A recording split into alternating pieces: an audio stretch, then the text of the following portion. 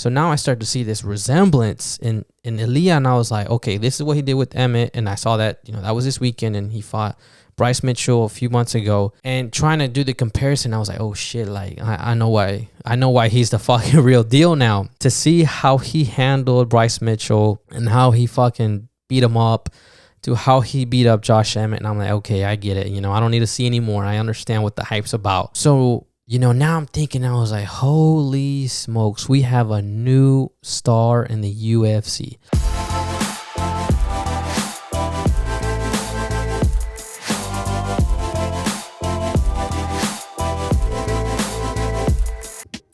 Welcome to the nine. Damn, is my shit working, bro?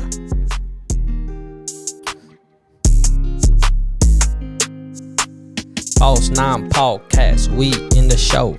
Haven't done a rap for a minute, cause I'm bad, yeah. Nah, JK, I just wanted to play a nice song, get the vibes going for today. It's Tuesday.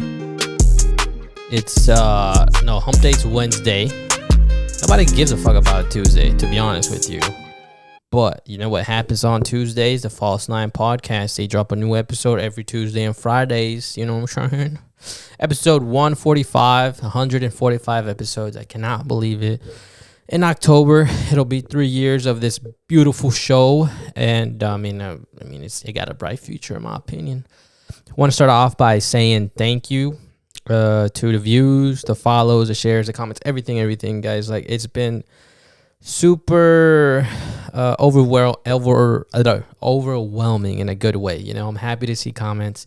I haven't been on social media like that the last few days because I don't want to reply to people just yet, because I've been trying to work, make clips, trying to make this episode. This is my second time recording this, so things like that, because you guys, it's just me, and I did all this research about Illia today. We're talking about Ilia Topuria, or Topuria. Yeah, I got it. I was practicing.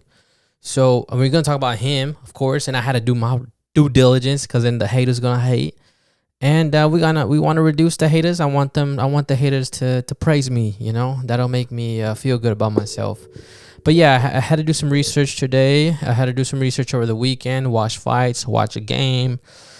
I consider that all research and part of my work. So that's where I've been, spending my time on it. And the fact that, we hit a new milestone with a video, and it's just like, well, how can we recreate, these, like the stats of this video? So I've been trying to figure that out.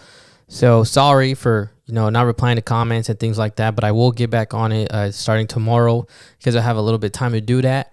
But guys, I'm thankful, man. I'm so thankful for the views, because it's been, when I started the show back in 2020, I was like, whatever's going on right now, besides just doing it by myself, like that's exactly how I envisioned it, and I'm just so happy.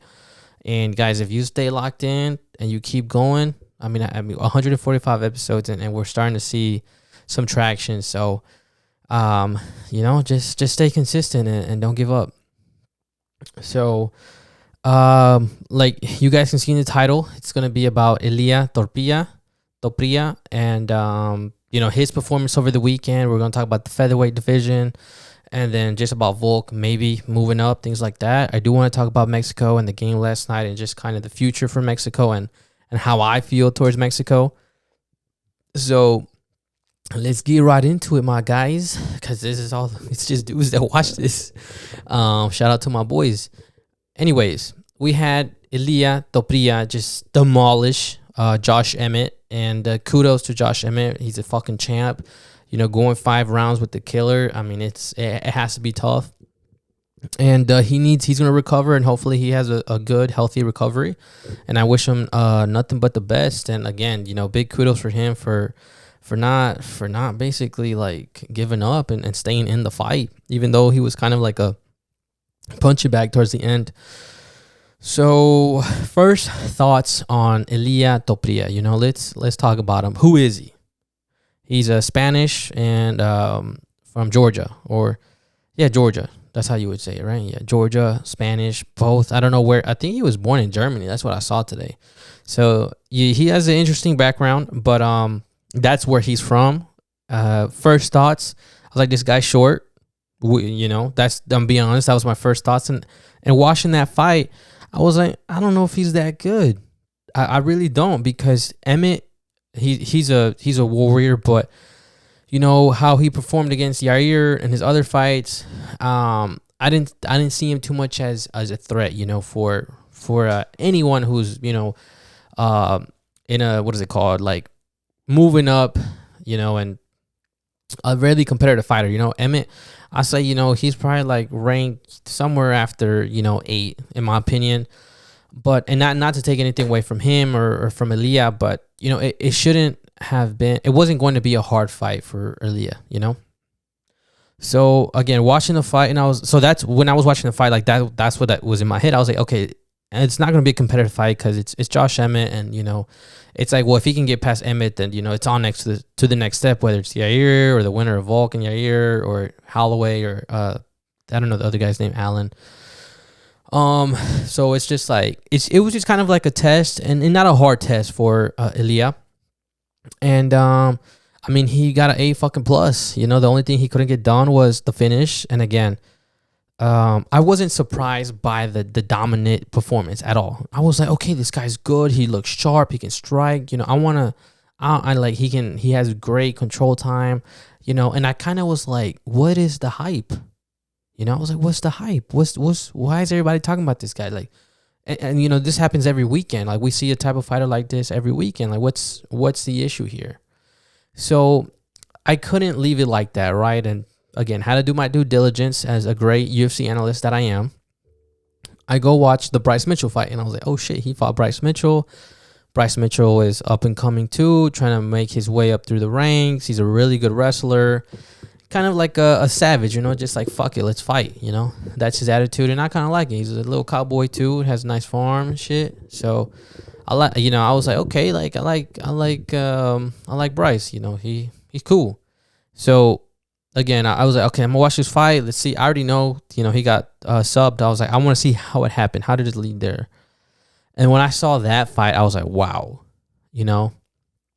And it's crazy to think that I was more surprised by Bryce Mitchell versus Josh Emmet. And maybe people can relate to that. Maybe more people were surprised how he did Bryce Mitchell, because he pieced him up so bad. And then, you know, just gets on him and eventually ends up tapping him out. And I was like, yo, he just did that to Bryce Mitchell. Because we know these wrestlers, they're so hard to get any type of control on the ground. And then on top of that, when you start closing the distance on the wrestlers, they're gonna shoot. You know, that's how they react. And to see Illia stuff the takedowns and just pace him up and from, you know, in range, is not like. And I mean, the commentator was like, he's slipping in and out. And the same thing what he did to Josh Emmet. So now I start to see this resemblance in Illia, and I was like, okay, this is what he did with Emmet. And I saw that, you know, that was this weekend, and he fought Bryce Mitchell a few months ago. And trying to do the comparison, I was like, oh shit, like I know why he's the fucking real deal now. And to see how he handled Bryce Mitchell and how he fucking beat him up, to how he beat up Josh Emmet, and I'm like, okay, I get it. You know, I don't need to see anymore. I understand what the hype's about, right? So, you know, now I'm thinking, I was like, holy smokes, we have a new star in the UFC. And I don't like to get hyped about anybody. You know, I give Islam Makhachev a hard fucking time, even though he's a champ and well-deserved as a champ. I give Khabib a fucking hard time. You know, I've given John Jones. I give everybody a hard time. Like, I'm just like to, you know, and that's just how I am. You know, I think you got to be very elite or special to be at the top, you know, or to be considered top level. That's just me. That's just, you know, like when I watch sports, that's just how I am, and there's nothing I can do about that. You know, that's just me. So I don't get really excited. Like Bo Nickal's another name. He's up and coming, you know, but I'm just like, don't give him the title fight. Let him work his way up. Like let's season him. Let him get in there, you know, let him chill. So that's how I feel like about Bo. And then you got Illia, and I'm like, bro, what? I don't know. I've never seen, besides Charles, I haven't ever seen in my, like, you know, like people got to see Conor come up. People got to see, Gaethje. People got to see Islam, Khabib, Izzy, and I kind of, not that I'm a late, or a casual, but at first I watched UFC just casually, you could say, and then I started really watching it, and whatever you could say, like just more in detail. So again, I don't get excited, and I was like, okay, when I watched Emmet, I was like, okay, he beat him up, good performance, he fucking outclassed him, but I mean, it was Josh Emmet, no big deal, right? But man, when I saw that Bryce Mitchell and I really started watching, and then I watched the Emmet highlights again, I was like, I saw basically 2 fights and 3 fights. I watched one twice, and I was like, man, this guy is good. And like I said, I was like, man, we got a new superstar in the UFC. We talk about Izzy, we talk about Volk, we talk about Islam, we talk about Charles, we talk about Izzy, and people are going to start talking about Ilia Topuria now. The Spanish, Georgian people are going to start talking about him. People are going to want to fight him. People are going to want all the smoke with that guy because they're like, nope, he's not the guy. I'm the guy, and I'm talking about Max Holloway. Max Holloway wants that smoke. Max Holloway is going to give him the hardest test in the division, besides Volk, of course. So, I mean, you start asking yourself and you start visualizing, like, okay, like what is Ilya gonna look like against Max Holloway? What is he gonna look like against Volkanovski? What does he look against this guy Allen? I don't know his last name, and I hope I'm saying the name. I hope I'm getting the guy's name right. I think he's like number 4, number 5, or number 6 in the rankings. I was like, what is he gonna look like against those guys? And you start. I don't know. I got excited. I was like, man, this is fucking awesome. And I'm going to tell you why I'm really excited, because, we have Volkanovski and Yair Rodriguez fighting next, right? I really think Volkanovski is going to,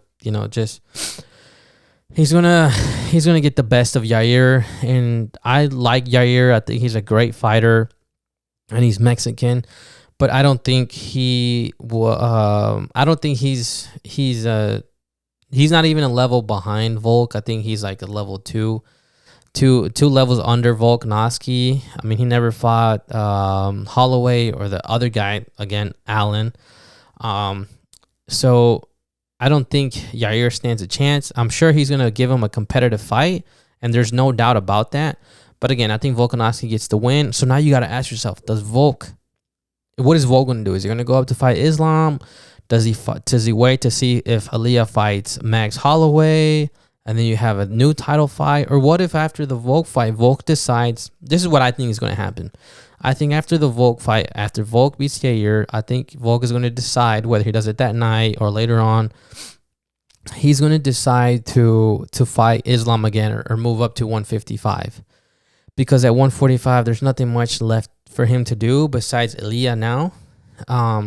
So I think he's going to vacate the title, or he'll just fight again at 155. He'll fight somebody else, whether it's the winner of Dustin or Justin. And I talked about that on the last episode. So that's going to happen. And then at the end of the year, we're going to see a fucking banger with Ilya and Max Holloway. And man, besides Volkanovski, this is going to be the hardest test for Max Holloway. Because again, this guy is good. Ilya is so good, man. And now we can talk about his skills, like his striking, his boxing, it's precise. His timing is perfect. His counter's perfect. There's a sequence where, people start talking about, I forgot, I think he shows the right and then just hits him with the left hook. And Emmet falls, just like how Conor did Jose Aldo. And everyone's like, what the fuck? And you're like, this guy's special. And he is special. He can strike. And then what he did with Emmet on the ground, how he was taking certain positions, getting on top of him. Like I said, I don't know the exact terminology, but getting in certain positions, putting himself in better or winning positions, and how he handled Emmet was wow. And like I said, the same thing with the Mitchell, and how I was surprised how he did that. And I was like, man, this guy's just good. He's a beast. And I don't know. Beside, and I don't include Volkanovski because he's a champ right now, and I don't think Ilya deserves that shot yet. So I'm like, I don't know who would be in the way of his title shot. I think Max, it's going to be with a war. We all know how Max Holloway performs.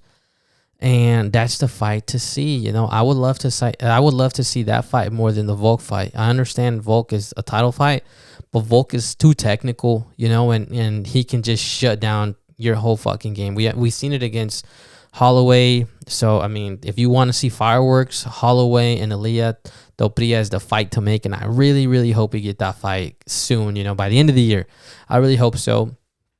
And maybe they'll pronounce it at the a little bit after the Volkanovski and Yair fight. So we'll see. It's very exciting. It's very exciting when you have a new name, a new star coming up. In the UFC right now. We have our stars with Izzy, Islam. We had Khabib, we had Conor, Dustin, Justin, Brandon Moreno. We got all these stars, all these champs. And these guys are getting a little bit older. Izzy we maybe got 2-3 years left of him. John Jones, we don't know how long we got of him. Islam, he has like 5. Charles has like 5. Like Charles probably has less years. We don't have much time, so there's gonna be a new wave of you can call it like new superstars or new names come up, and that's always very exciting because the sport just it grows and people get more advanced over time, and they just get better, and that's what happens, and it's just exciting. It's super exciting, and I can't wait to see it, and I can't wait to see Ilya fight again, and I really hope it's against Max. That would be fucking dope. So that's all the UFC for now. I'm going to switch over to football/soccer. I understand if you don't want to watch that, but I'm going to talk about Mexico. And I really wanted to make this video, I think, last week, and I just didn't because of, time. Honestly, there's one episode I just ran out of time. So, Diego Coca gets with Mexico, earlier this year, right after the World Cup. And that choice, or whatever decision you could say, I wasn't too happy about it. I was like, man, like this guy had a team. He was with Tigres. He has a team already. And, it's early on the season. They were like in jornada like 6 or 7. It was like less than half of the season. And from my understanding, he went behind Tigres' back, Diego Coca, and the Mexican Federation went behind, Tigres' back as well, because that team plays in Mexico, and, he's trying to coach the Mexican national team. So I didn't like that already from both sides. So I had mixed emotions about, Diego Coca, and, the fact that he's Argentine. Kudos to Argentina for winning the World Cup. But, I mean, we just had Tata, now we got Diego Coca, and it's just like, man, like, why don't we a Spanish, a Mexican, something else? We don't want an Argentine. At least I didn't, and nothing against them, but I was like, they just won the World Cup. Like, I feel like it would be a lot to ask for from an Argentine to want to coach a Mexican team. I don't know. That's how I felt about it. So let's talk about what Diego Coca did with the Mexican national team, or before. Let's talk about, he won back-to-back championships with Atlas, which it took him over 70 years to win another champion. So that shit was crazy, and I know the city went crazy. So that was impressive. I never been a fan of the style of play that Atlas, did.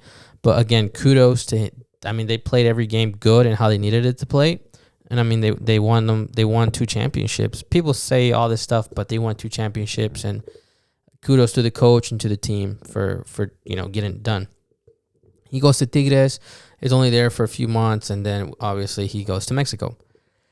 So with Mexico, his record is 3-3-1, 3 wins, 3 losses, 1 tie. They beat Suriname 0-2 or 2-0. They beat them. Mexico ties 2-2 against Jamaica, and this is all nation. Those 2 were Nations League. This is a friendly. United States versus Mexico. They tied. Super disappointing. Mexico against Guatemala, they went 2-0. Mexico against Cameroon, 2-2. And that's a friendly. Damn. Never mind. We had 3 wins, 3 ties, 1 loss. I guess 1 loss. He only lost once. And then United States, obviously, he lost 3-0. And then they beat Panama 1-0.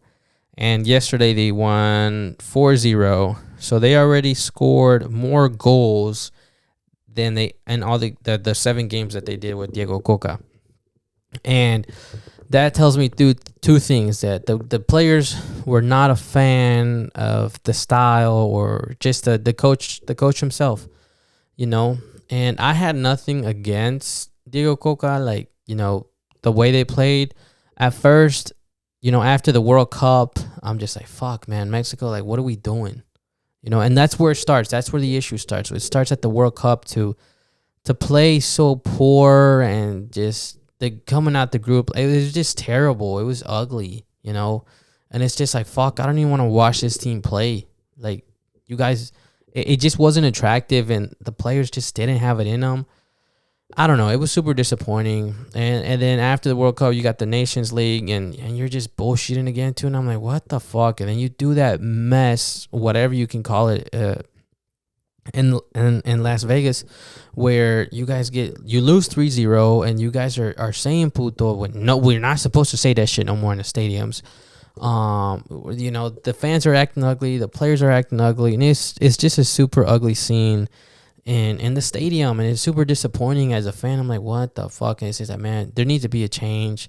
And obviously, the more frustrating part is that this Mexico team that is there now, they have the squad is deep. There's so many players that can come in to Mexico. You can build 2-3 teams, and they'll be very competitive in, like these Cups, Nations League, Copa Oro. Like, we can compete in those with rotating, so many players.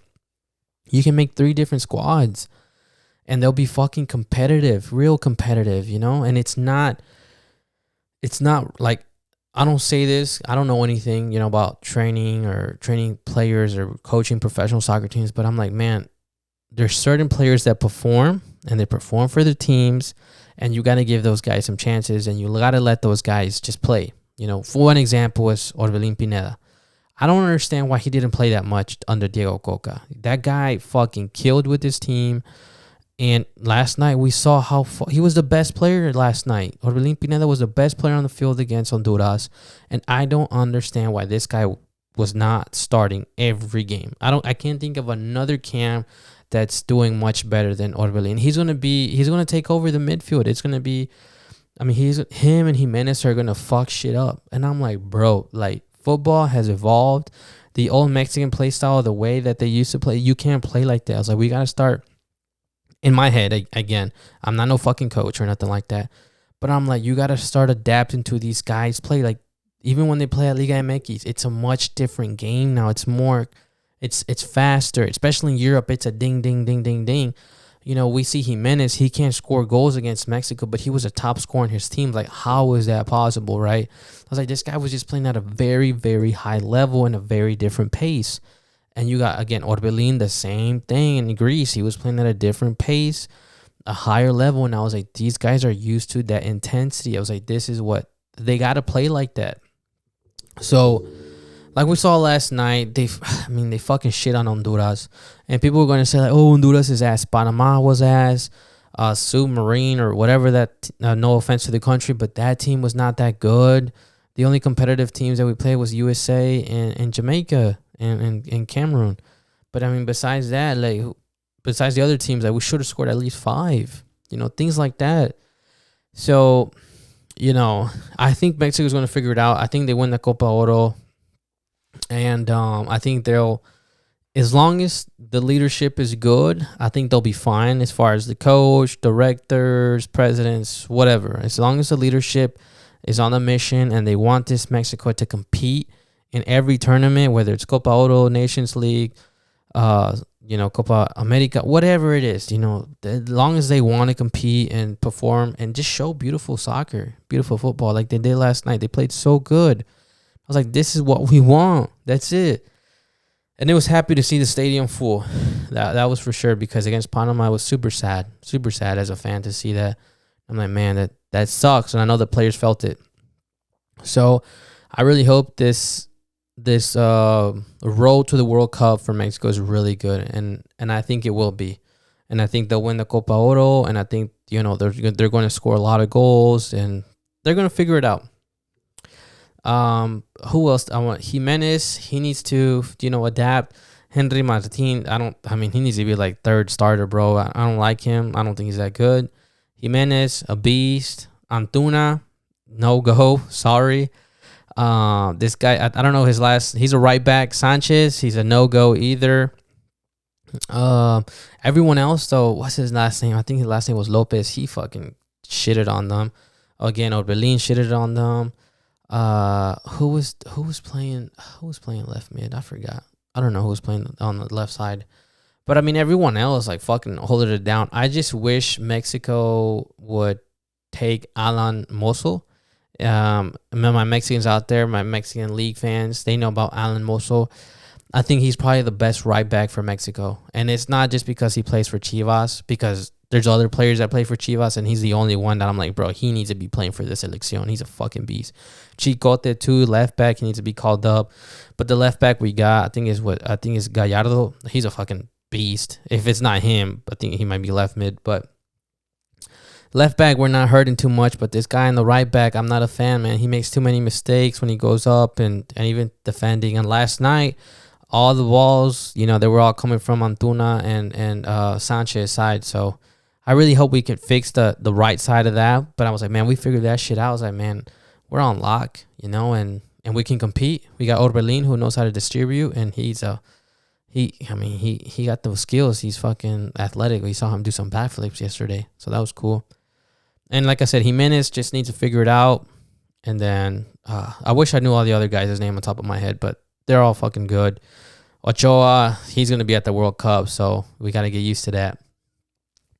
All right, guys, that's about it for today's episode. This is my second time recording because I wanted to make sure that I give out a good episode for you guys. And I just won't feel good about it. I was like, man, like, I don't know. I'm sure there's some of you guys that really watch this, and I really do appreciate it with, like, everything.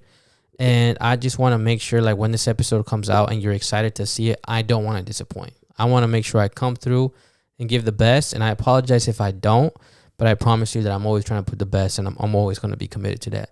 So I'll see you guys on Friday. I hope you guys have a great day, a great week. Don't let shit get to you. Appreciate the little shit, and just move on from little shit. I get caught up in so many small things, and I gotta have people ground me. For example, my girl, my mom. So kudos to you, lovely people, and just stay grounded. And like I said, move on. Appreciate it. Peace and love, guys.